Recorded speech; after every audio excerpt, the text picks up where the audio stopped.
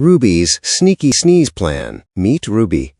She is a feisty calico cat with bold patches of orange, black, and white. Ruby isn't just any cat. She is the queen of her castle. She has very big ears, very long whiskers, and a personality that is even bigger. If there is a box to sit in, she's in it. If there's a high shelf to climb, she's on it. Ruby lives with her favorite human. Steph is very kind, with reddish-brown hair and bright hazel eyes. Every morning, Ruby helps Steph fold the laundry by pouncing right into the middle of the warm piles. "Ruby, you little monster," Steph laughs, but Ruby just purrs and closes her eyes. Then there is Daddy. Ruby loves Daddy most of all. He gives the best chin scratches and always lets Ruby nap on his chest while he watches movies. Ruby thinks Daddy is absolutely perfect, except for one very big, very annoying problem that happens every single week. Every Sunday, Daddy puts on his coat and says, "I'm going to Mommy's house, Ruby. Be a good girl." Ruby watches him walk out the door, and her tail twitches with hot jealousy.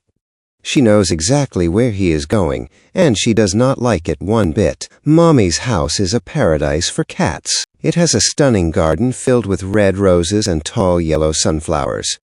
There are colorful birds splashing in a stone bird bath, and tiny bunnies hopping through the green clover. It looks like a dream, but to Ruby, it's a total nightmare. The garden isn't the real problem.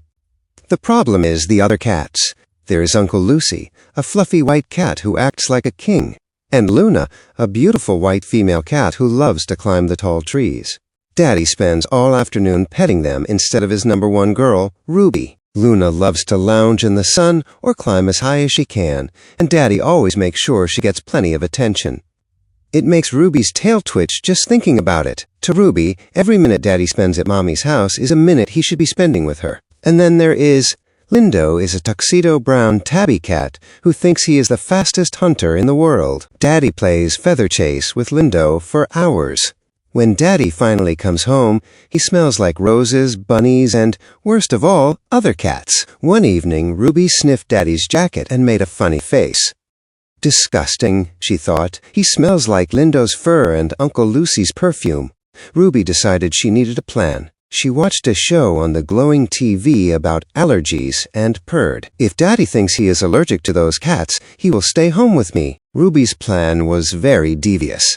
She found the secret ingredients: black pepper, ticklish feathers, and dusty lint. Just before Daddy left on Sunday, Ruby snuck into the hallway.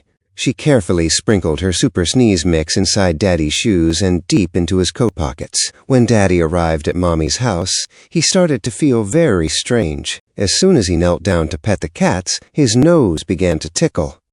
"Achoo!" Daddy barked. He couldn't stop. Mommy looked at him with surprise.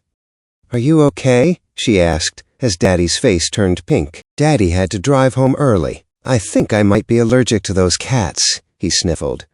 Steph suggested he stay home next week where it's safe. Ruby jumped onto Daddy's lap and curled into a perfect fuzzy circle. The plan worked. Daddy was all hers, and Ruby was the queen once again.